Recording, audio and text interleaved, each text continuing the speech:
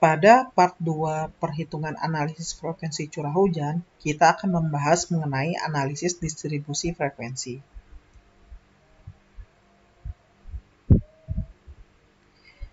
Pada sebelumnya, kita pada part 1 telah membahas uji parameter data dan uji konsistensi data. Sekarang akan kita lakukan analisis distribusi frekuensi. Analisis distribusi frekuensi terdapat 4 metode yang digunakan, yaitu metode Gumbel, normal, metode log normal, dan metode log Pearson tipe 3. Metode normal dapat dilakukan dengan menghitung RTR, yang merupakan nilai hujan rencana dengan periode ulang tahun rencana dalam milimeter. Dengan rumusnya merupakan R nilai curah hujan rata-rata ditambah faktor frekuensi untuk periode ulang tertentu dikali standar deviasi.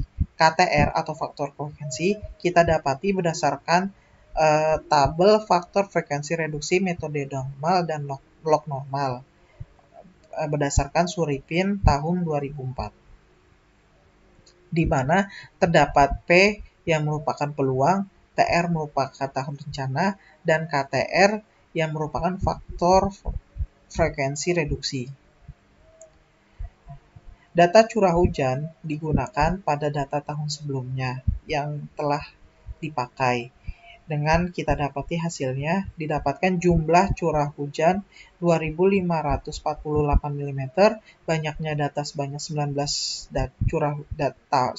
tahun, rata-ratanya yaitu 134,11 mm dengan standar deviasi 131,91. Di sini kita lakukan resume, yaitu yang kita inginkan olah yaitu pada tahun rencana ke-100, 50, 25, 10, 5, dan 2. Di sini kita dapati KTR berdasarkan tabel, di mana tahun rencana ke-100 kita dapati 2,326.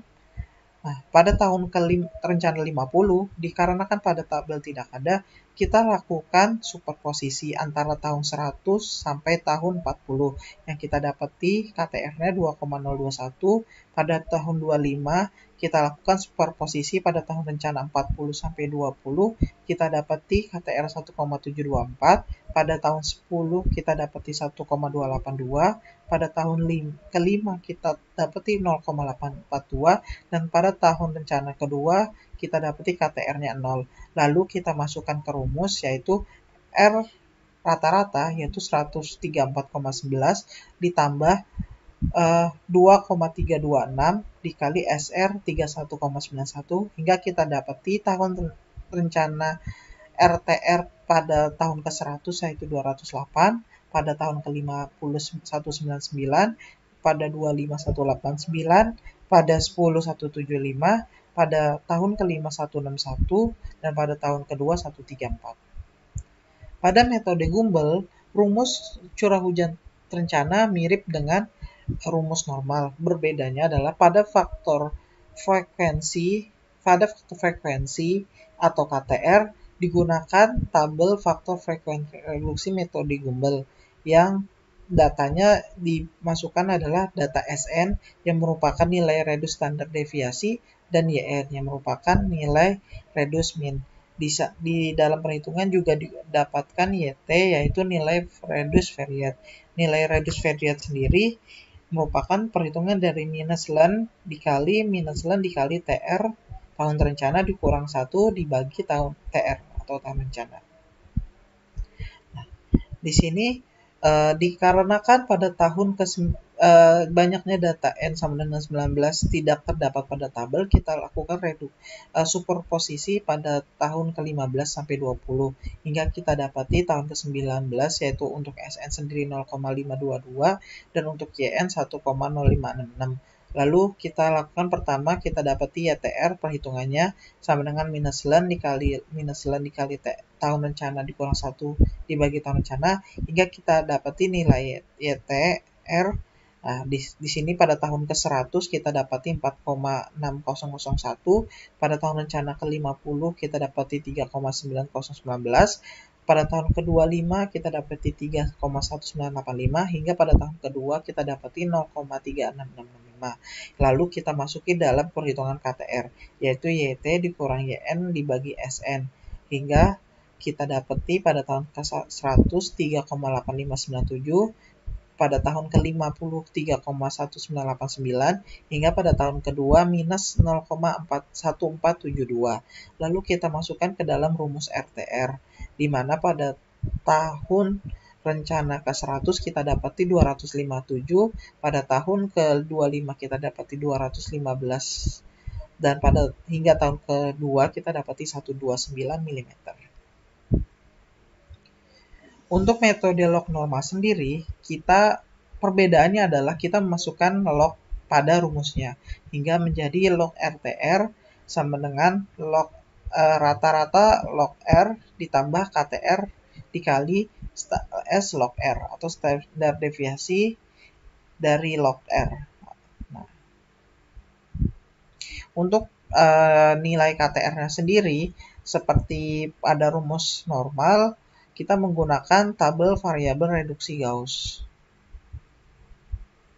Nah, di sini dalam perhitungannya yang kita tambahkan kolom yaitu kolom log R. Nah, di mana curah hujan yang telah diurutkan kita urutkan, lalu kita log masing-masing curah hujannya, hingga kita dapati jumlahnya 40,21555, banyaknya data 19 buah, rata-ratanya 2,11, dan standar deviasinya 0,09816. Nah, di mana untuk tahun rencananya seperti sebelumnya, pada tahun 100 ke 102,326, pada tahun ke-50 karena tidak ada dilakukan superposisi hingga didapati 2,021, hingga pada tahun kedua kita dapati KTR-nya 0.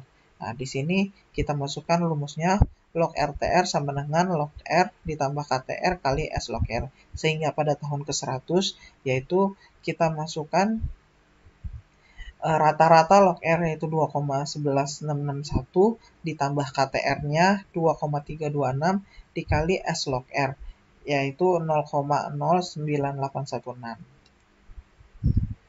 Untuk metode log persen tipe 3 ada tambahan dari metode log normal, yaitu penggunaan CS untuk mendapatkan tabel faktor frekuensi reduksi metode log persen tipe 3. Nah, di mana rumusnya merupakan N dikali sum dari R1 RI dikurang R rata-rata pangkat 3 dibagi N kurang 1 dikali N kurang 2 dikali standar deviasi pangkat 3. Berdasarkan tabel faktor frekuensi reduksi metode log persen tipe 3 ini berdasarkan Sumarto pada tahun 1997. Nah, di sini seperti metode log normal, kita urutkan dulu curah hujannya, lalu kita logkan masing-masing. Nah, pada CS ini kita masukkan rumus yang N sama dengan 19 dikali rumus jumlah dari RI dikurang R rata-rata. Nah, hingga kita dapati hasilnya adalah 0,50209 koefisien asimetrinya. Nah, karena koefisien simetrinya tidak ada 0,5 pas, yaitu sehingga dilakukan superposisi nilainya antara 0,5 sampai 0,6, hingga lalu berdasarkan periode ulang atau tahun rencana kita dapati nilai KTR, yaitu pada tahun ke-100 kita lakukan superposisi antara 0,5 sampai 0,6 ini. Kita dapati pada tahun ke-100 2,687, lalu pada tahun ke-50 2,312, lalu pada tahun ke-25 1,911, pada tahun ke-10 1,323, pada tahun ke-5 0,808, dan pada tahun kedua minus 0,0083. Nah, sehingga kita dapat lakukan resume berdasarkan distribusi frekuensi Gumbel, normal, log normal, dan log persen tipe 3. Jika kita lihat berdasarkan resume curah hujan Gumbel pada tahun ke-100 lebih besar dibandingkan metode yang lainnya, yaitu 257 mm untuk Gumbel normal 208, log normal 221, dan log persen tipe 3 240. Dan metode normal menjadi curah hujan terkecil dibanding metode yang lainnya pada tahun ke-100. Pada part 2 ini telah selesai, yaitu melakukan analisis distribusi frekuensi. Selanjutnya pada part 3 akan melakukan uji kesesuaian distribusi melalui metode Chi-kuadrat dan Smirnov-Kolmogorov dan kesimpulan dari keseluruhan analisis frekuensi curah hujan. Terima kasih.